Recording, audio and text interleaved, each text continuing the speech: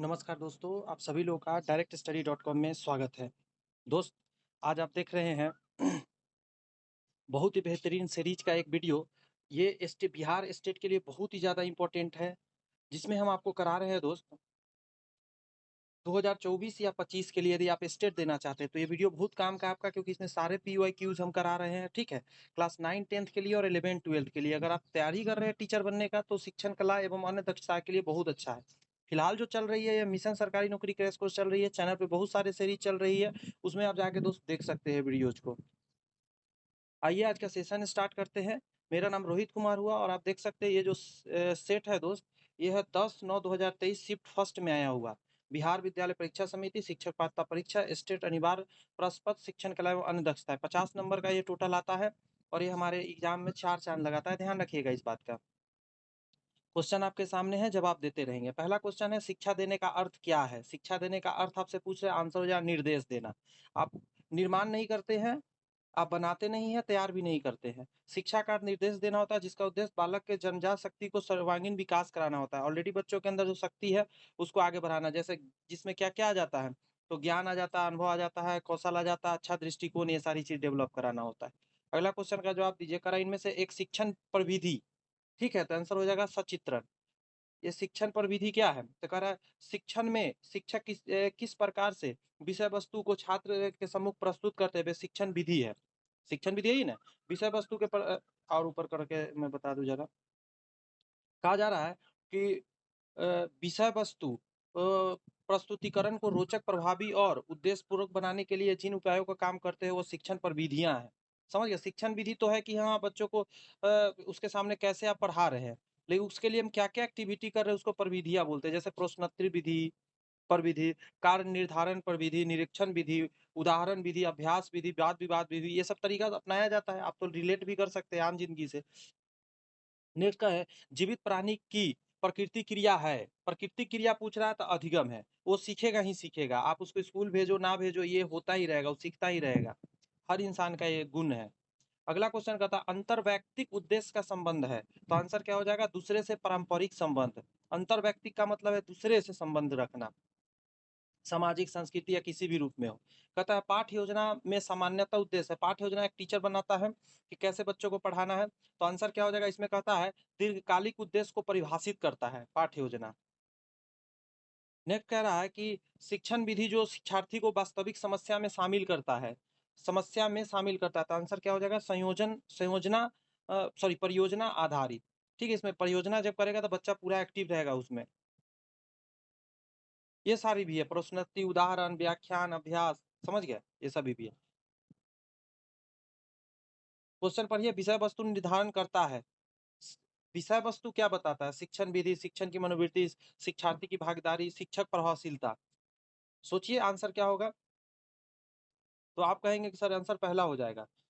पाठ्यचर्या के उद्देश्य की प्राप्ति में विषय वस्तु एक साधन के रूप में काम करता है। इस प्रकार विषय वस्तु पाठ्यचर्या विकास का एक महत्वपूर्ण अंग है। विषय वस्तु शिक्षण विधि निर्धारण करता है। फ्रोबेल महोदय के अनुसार पाठ्यचर्या को मानव जाति के संपूर्ण ज्ञान और अनुभवों का सार समझना चाहिए। ठीक है? इसका जवाब दीजिए। छात्र-छात्राओं के मिश्रित कक्षा में सहयोग उत्पन्न करने हेतु अच्छी विधि है। कौन-सा विधि अच्छा है? तो दलगत कार्य। दल बना के उसे कार्य दे देना। ये जवाब दीजिए, बहुत बढ़िया शिकागो विश्वविद्यालय ने विकसित किया है। क्या विकसित किया है? तो ADDIE मॉडल। इसको पढ़ लीजिए ज़रा क्या है इसको यहाँ पे कह रहा है कि शिकागो विश्वविद्यालय ने 1892 92 में अमेरिकन बैप्टिस्ट एजुकेशन सोसाइटी के तत्वाधान में खोला गया शिकागो विश्वविद्यालय ने ADDI ने मॉडल विकसित किया है। ये मॉडल पूर्ण रूप से एनालिसिस, डिज़ाइन, डेवलपमेंट, इम्प्लीमेंटेशन और डब्ल्यूएशन पर आधारित है।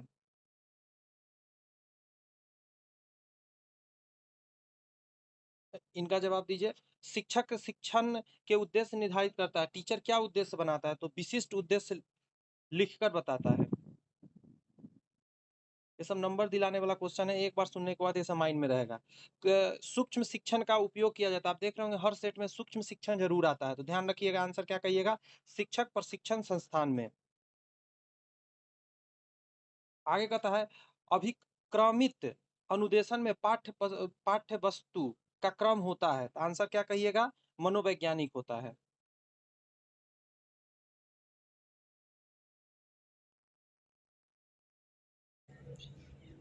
कह रहा है कक्षा शिक्षण पूरा होने के बाद क्या आंसर होता है? शिक्षक को श्याम पट साफ करना चाहिए, ये सही बात है, उस पर लिखा हुआ नहीं छोड़ के जाना चाहिए। कक्षा के अंदर बालकों के अधिगम एवं, तो आपने क्या कहा? कक्षा के अंदर बालकों के अधिगम पर सर्वाधिक प्रभाव दृष्टिगोचर होता है। तो कक्षा का मनोवैज्ञानिक वातावरण, वातावरण जो होता है बच्चों पर बहुत ज़्यादा प्रभाव डालता है, वहाँ का वातावरण एकदम सही होना चाहिए। समावेशी शिक्षा के मूल सिद्धांत है, समावेशी शिक्षा पूछ रहा है तो दोनों हो जाएगा।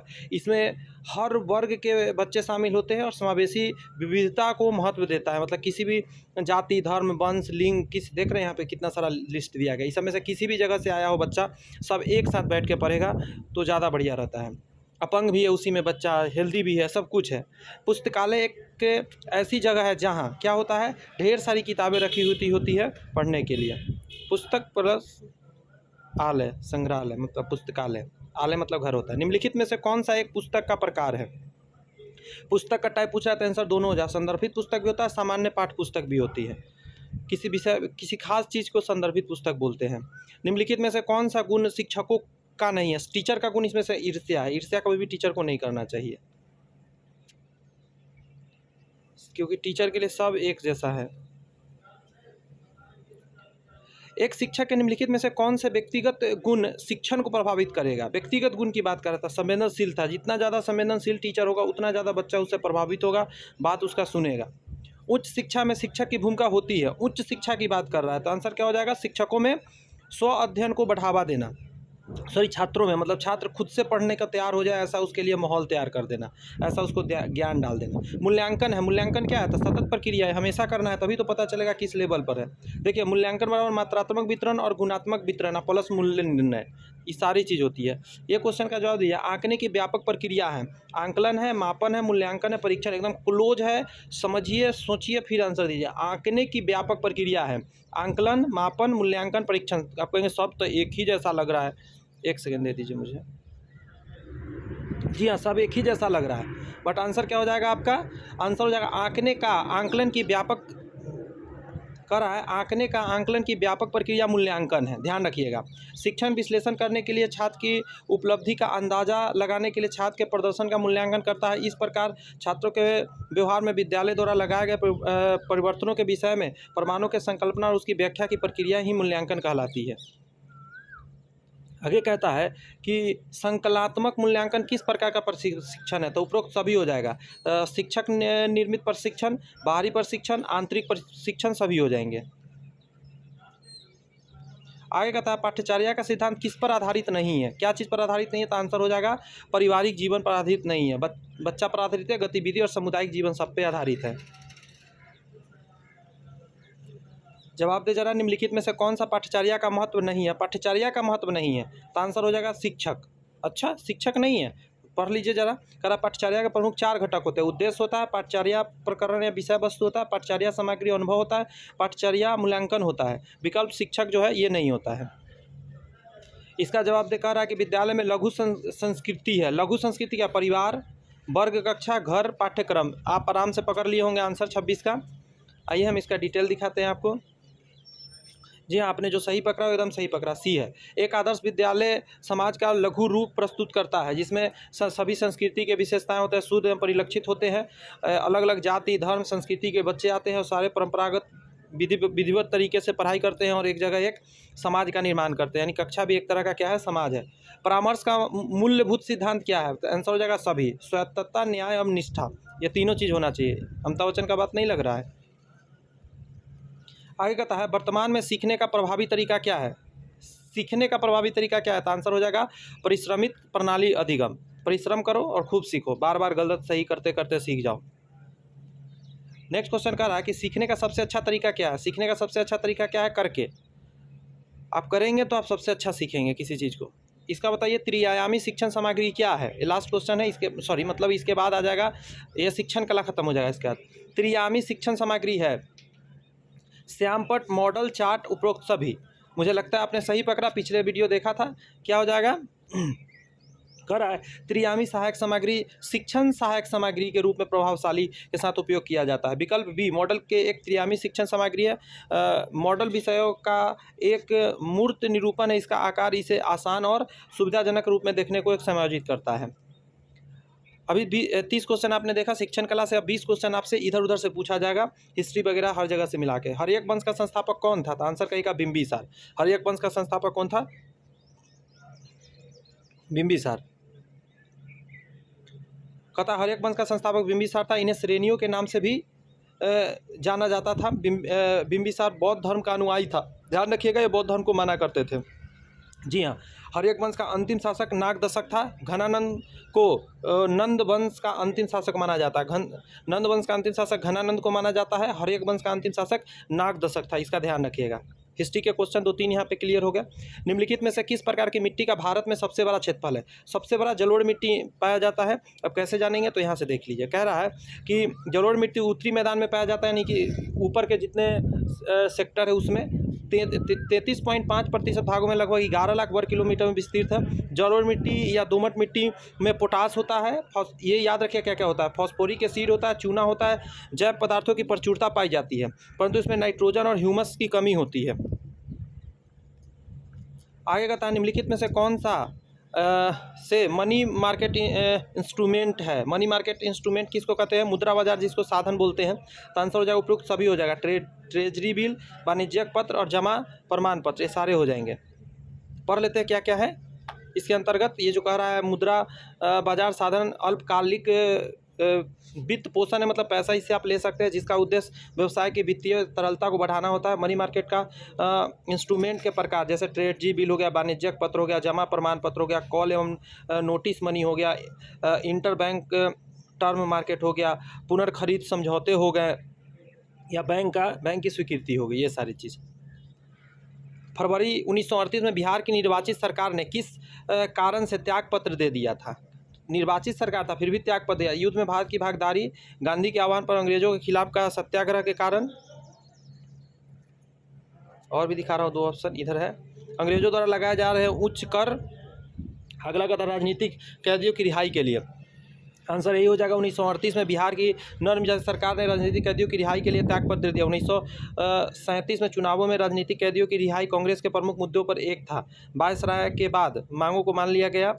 वायसराय ने बाद में मांगों को मान लिया और योगेंद्र शुक्ल को मार्च 1938 में अन्य राजनीतिक कैदियों के साथ रिहा भी कर दिया। देख रहे कितना डीप पूछ रहा है क्वेश्चन। समाचारों में रहा ULPIN किस क्षेत्र से संबंधित विशिष्ट पहचान संख्या है? तो आंसर क्या हो जाएगा? भूमि संसाधन से। ध्यान रखिएगा, विशिष्ट भूमि पार्सल पहचान संख्या होती है।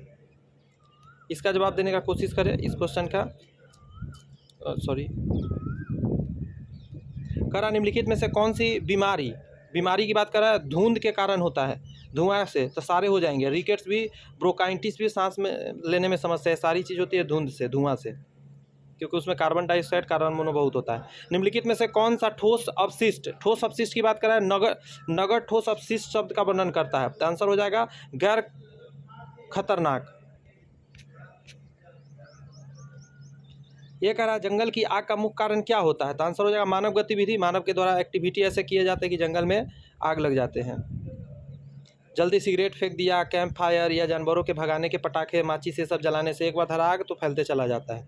निम्नलिखित में से कौन सा ग्लोबल वार्मिंग का प्रत्याशित प्रभाव है? तो आंसर क्या हो जाएगा? उपयुक्त सभी। समुद्र के स्तर में वृद्धि, वर्षा बदलाव, रेगिस्तान का विस्तार।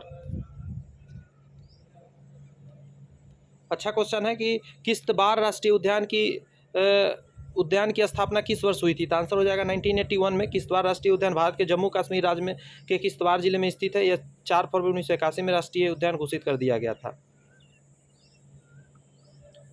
यदि 1 वर्ग की भुजा 14 मीटर है तो इसका क्षेत्रफल क्या होगा? तो आंसर क्या कहिएगा? 196 वर्ग मीटर हो जाएगा। निकाल भी सकते हैं आसानी से, वर्ग की भुजा का स्क्वायर करना रहता है। इस क्वेश्चन को देखिए, कह रहा है कि यदि मूलधन है 50,000, 4 वर्ष के लिए ब्याज पर 2% से साधारण ब्याज पर दिया गया है, तो कैसे निकालेंगे? आप यहाँ से सीख लीजिए ज़रा, बहुत आसान से निकलता है। कह रहा है सबसे पहले मूलधन लिख लीजिए, समय लिख लीजिए, और ये है फॉर्मूला होता है साधारण में P × R × t/100 होता है। सब वैल्यू डाल दीजिए, सॉल्व करके निकाल लीजिए, 4000 आपका निकल के आएगा। ये बेसिक सॉल्यूशन करना है, इतना इतना इतना गुना करके इतना से भाग देना है। तो देखिए कैसे किया गया है। सबसे पहले ना पॉइंट का खेल कर लेते हैं। जैसे नीचे में इसके आगे पॉइंट है तो एक पॉइंट हटा देंगे, ऊपर एक पॉइंट कम कर देंगे। देख रहे हैं 4 के इधर कर दिया पॉइंट, मतलब 24 कर दिया। उसके काटा कर देंगे, इससे ही कट जाएगा 4 बार में। उसका सबको गुना कर देंगे, 13.2 आंसर आ जाएगा। दशमलव का गुना होता है, सारे को गुना कर दीजिए और दशमलव बाद में लगा दीजिए। दो संख्याओं का लघुत्तम समावर्तक 168 है।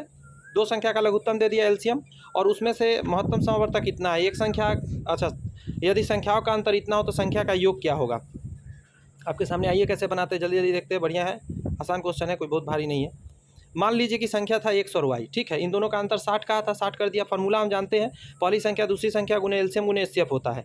x और y का गुना कर दीजिए, 168 और 12 कर दिए। 168 क्या है तो लसा है, और 12 है मसा। इधर गुना करके इतना आया, x y बराबर आपने निकाला तो इतना आ गया। अब क्या करते हैं, एक फार्मूला होता है, x प्लस वाई का होल स्क्वायर बराबर होता है x माइनस वाई का होल स्क्वायर गुने 4xy। अब सारा वैल्यू डालिए, ये जो माइनस वाला यहाँ पे डाल देंगे। यहाँ पे देखिए, सॉरी, यहाँ पे 60 का स्क्वायर कर दिया, यहाँ पे 4 गुने xy, तो 2016 आ गया। जब सारे आपने सॉल्व किया तो आपका आंसर फाइनली निकल के आ जाएगा x प्लस वाई बराबर 108। ध्यान रखिएगा, यहाँ पे थोड़ा सा मेहनत लगेगा, आप इसको सीखना पड़ेगा। यहाँ से 2 हटेगा, यहाँ रूट चढ़ेगा, इस पर रूट चढ़ेगा, रूट का ही बाहर निकलेगा, यानी 108 में 108 से गुना करिएगा ना तो आंसर आएगा 11664। ये क्वेश्चन को पढ़िए, बढ़िया क्वेश्चन है। कह रहा है कि रमेश और सुरेश के मिट्टी के किलो की ऊंचाई 8 सेंटीमीटर और 15 सेंटीमीटर है, वे 14 सेमी अलग है। किले के शिखर एक दूसरे से कितना दूर है। आइए, अगर पिक्चर दिया हो तो बढ़िया है। हाँ, पिक्चर दे दिया है तो बहुत बढ़िया है। देखिए 2 किला है, एक ये किला है 8 मीटर का, इधर है 15 मीटर का। हमने क्या किया, और इसके बीच का दूरी है 24, तो हमने क्या किया, यहाँ से एक ऐसे करके ड्रो लाइन कर लिया डॉट डॉट से। और यहाँ से यहाँ चूँकि 8 है तो ऊपर का आप पता कर सकते हैं, यहाँ से यहाँ कितना है ऊपर का, ये लाइन, ये जो है यहाँ से यहाँ आप पता कर सकते हैं। 8 घटा देंगे 15 में से तो निकल के आ जाएगा 7, ऊपर 7 हो जाएगा, तो वो 7 हो गया, नीचे ये 24 हो गया। तो उसी से आप निकाल सकते हैं। अब देखिए इसी आधार पर 7 निकाला है यहाँ पे। और उसके बाद हम जानते हैं कि फार्मूला होता है इसका स्क्वायर बराबर इन दोनों के स्क्वायर के बराबर होगा। तो यहाँ पे 7 है तो 7 का स्क्वायर कर देंगे, इधर 24 का स्क्वायर कर देंगे, बीच में प्लस कर देंगे तो h का स्क्वायर आ जाएगा आपका, ठीक है, दोनों चोटी के बीच का। वही यहाँ निकाल दिया, वैल्यू डाल के 25 आ गया आंसर। अगला क्वेश्चन आइए। जिस प्रकार हाइड्रोफोबिया का संबंध पानी से, यानी पानी से डरने को हाइड्रोफोबिया बोलते हैं, उसी प्रकार एक्रोफोबिया क्या चीज़ से बोलते हैं। तो क्या चीज़ से डरेंगे तो एक्रोफोबिया हो जाएगा। तो आंसर क्या हो जाएगा, ऊंचाई। अगर ऊंचाई से आप डरेंगे उसको एक्रोफोबिया बोलते हैं, ध्यान रखिएगा। लिंक करना रहता है इसमें, ऐसे क्वेश्चन में। वह शब्द चुने जो समूह के अन्य शब्दों से सबसे कम मिलता जुलता है। सबसे कम मिलता जुलता कौन है, तो आंसर क्या है, ग्रेनाइट, एंथ्रासाइट, बिटुमिनस, लिग्नाइट, ये सभी क्या है, कोयला के प्रकार है। लेकिन ये जो ग्रेनाइट है ये पत्थर है। अब यहाँ पे क्वेश्चन यहाँ पे कह रहा है फिल इन द ब्लैंक करिए। एक सीरीज दिया है, बताइए उसमें क्या आएगा। तो इधर आइए, सोल्यूशन दिखाते हैं। सोल्यूशन कैसे चल रहे हैं, तो आप जब फिल करेंगे सोल्यूशन को तो देखेंगे कि 1 है, फिर 2 है, फिर 3 है। तो यहाँ पे ना सीक्वेंस को आपको पकड़ना होगा। सीक्वेंस कैसे चल रहा है, तो यहाँ पे देखिए 3 सीरीज चल रहा है। एक सीरीज यहाँ से ऐसे ऐसे चल रहा है, तो देख रहे हैं यहाँ 1 था, 1 मिनट रुक जाइए, मैं अच्छे से करता हूँ। यहाँ 1 था, फिर यहाँ 1 है, फिर यहाँ 1 है, तो फिर आगे 1 होगा, तो इसको छोड़ दीजिए, इसका हमारा यूज नहीं हो रहा है। नेक्स्ट आप देखिए 2 से स्टार्ट हुआ, 2 के बाद यहाँ पे आया 4, 4 के बाद यहाँ पे आएगा 8, ये सीरीज चल रहा है। इसके अलावा एक सीरीज चल रहा है 3 तिया 9 तिया 27, ठीक है। तो आपने यहाँ पे खाली था ना, तो आपने क्या किया, 2 दूनी 4 और 4 दूनी 8 आपने किया, आपका 8 आंसर हो गया। ऐसे करके पकड़ लीजिएगा। यहाँ पे कह रहा है कि यदि डेयर को इतना लिखा जाए और फैट को इतना लिखा जाए तो फेयर का पूछ रहा है आपसे। देखिए इसके लिए ABCD कौन क्या नंबर पे आता है आपको पता होना चाहिए। इसके लिए मैं हर वीडियो में बता रहा हूँ कि हमारे ही चैनल पर जाएंगे तो एक ऑल सीरीज करके चैनल बना हुआ, सॉरी और रीजनिंग करके चैनल बना हुआ है। उस पर जाके आप क्लिक करेंगे प्ले लिस्ट में ऑल रीजनिंग पर, उसमें एक होगा कोडिंग डिकोडिंग। उसमें देखिएगा ABCD में याद कराया हूँ, 10-15 मिनट के अंदर आपको जीवन भर के लिए याद हो जाए, कभी आप नहीं भूलेंगे, इस बात की गारंटी। ABCD जैसे कि आर आता है 18 नंबर, मेरे को पता है। क्यों आता है 17 नंबर, कैसे पता है, वो ट्रिक से। तो आप वो ट्रिक वहाँ से सीख लीजिए, फिर ये क्वेश्चन आराम से बन जाएगा। मैं ऐसे समझा दे रहा हूँ कैसे बनता है। ये दिया हुआ था कि इसको ये सब चीज़ लिखा जाए, इसको ये सब चीज़ लिखा जाए। अब इसका लिखना है तो फिर आप बस उसी में से छांट सकते हैं। ये तो इसी पर आधारित है, इसमें ABCD नहीं भी जानेंगे तो बन जाएगा। जैसे F का 2 है तो यहाँ पे देखिए 2 लिख देंगे। इसी में के जब लेटर रहे ना तो इसमें जितना जितना दिया हुआ था उसी में से छांट छांट के लिख दिया जाता है, आंसर आपका आ जाएगा। एक लास्ट क्वेश्चन रहता है हमेशा करा, मार्केडेय राजीव की माँ के पिता हैं। मार्केडेय के 3 भाई हैं, उसमें से एक का पोता अभी है, राजन अभी का पुत्र है, राजन राजीव से संबंधित कैसे है? तो इसको पिक्चर पूरा लाना पड़ेगा तब हो पाएगा। हम छोटा कर रहे हैं, आप अपना अथी कर लीजिएगा भाई, थोड़ा सा बढ़ा लीजिएगा मतलब रेजोल्यूशन, ताकि आपको दिखे अच्छे से। देखिए कैसे कैसे करना है। सबसे पहले मार्केट को लिख देंगे, इसका 3 भाई है तो देखिए 1 भाई, 2 भाई और 3 भाई मैंने बना दिया। अब कह रहा है कि इसका जो देखिए यहाँ पे कह रहा है मार्केट की माँ के पिता है, मार्केट राजीव के माँ के पिता है, तो राजीव यहाँ है, इसके माँ यहाँ पे है, इसके पिता देखिए मार्केडे ऊपर हो गया, राजीव यहाँ, उसके पीछे उसका भाई और उसके ऊपर में क्या है मार्केडे हो गया। आगे कहता है उसमें से एक का पोता अभी है, इसमें किसी एक का पोता अभी है, तो मान लेता हूँ इसका पोता अभी है। तो देखिए अब पोता कैसे बनाएंगे, यहाँ कोई किसी को रखना पड़ेगा, यहाँ जिसको रखेंगे उसके नीचे आएगा से उसका पोता हो जाएगा। आगे कहता है कि राजन अभी का पुत्र है, राजन जो है अभी का पुत्र है, अभी के नीचे राजन को लिख देंगे, ठीक है। अब कह रहा है राजन राजीव से संबंधित है। अब ये जो राजीव है इसका क्या संबंध है, तो आप दिमाग लगाइएगा ज़रा, इन दोनों तो भाई भाई हो जाएगा, अब भाई का बेटा क्या होगा, भतीजा हो जाएगा आंसर, ठीक है। तो इस तरीका के आप ये कर सकते थे। यहाँ पे दोस्त ये कहेंगे सेशन यहाँ पे एंड होता है। कोशिश कर रहा हूँ कि आपको सारा मैं सीरीज ला के दे दूँ, पुराना क्वेश्चन आप प्रैक्टिस कर ले। दूसरी बात ये बताना चाहता हूँ कि चैनल पर और भी सीरीज चल रहा है, देख सकते हो, उसी का एक एग्जाम्पल यहाँ पे है कि आप देखिए ज़रा, इसमें पूरा साइंस कंप्लीट करा रहे हैं, नौकरी में आया हुआ पूरा कंप्लीट करा रहे हैं साइंस, इसमें भी सीरीज चल रहा है, पीछे भी जाके देख सकते हैं। इसके अलावा एक यूट्यूब चैनल हमारा और भी है, हाई फिट ग्लोबल फैशन, अगर आप चाहें तो आप इस चैनल पे भी जाके विजिट कर सकते हैं। आप नेट पे सर्च करेंगे हाई फिट ग्लोबल फैशन तो आपको ये चैनल दिख जाएगा।